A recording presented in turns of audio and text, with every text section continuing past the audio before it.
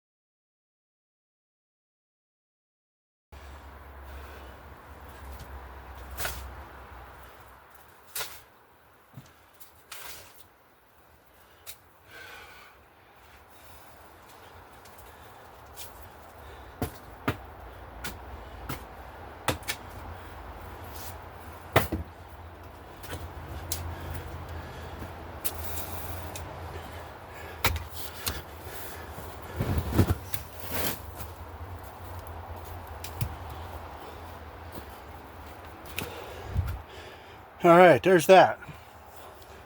So I'm going to get some cardboard. I'm going to lay inside that, and then I'll probably go to the store and get some topsoil, potting soil, topsoil, whatever, and put over the top of that to fill this inside box. One, that'll suppress the weeds. Two, it'll also be a nice healthy environment for the plants that we put in there. Everywhere around that is going to be wood chipped, and I'll probably wood chip it pretty heavily, and that should start to, I don't know what I'm even trying to say. It'll keep the weeds down temporarily. And then it'll be on to building the edges for the pole beans. But for now, I'm gonna move the camera out of my way. I'm gonna go get some wood chips, and then I will show you what it looks like afterwards. Well, folks, here we are.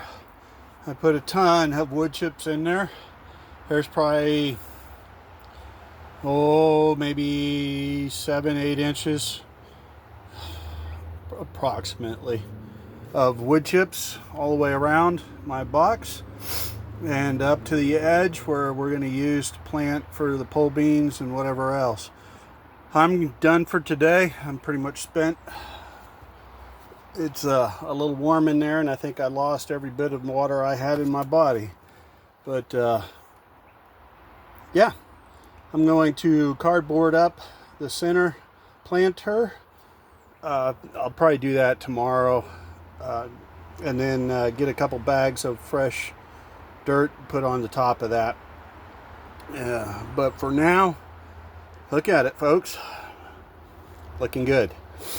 It's not going to win any beauty contests for certain, but hopefully we'll suppress the weeds. We'll keep the water table down with this. I won't have a pool in here any longer, and we'll have some vegetables to grow. So anyhow, I'm happy with it. It looks good. Till later.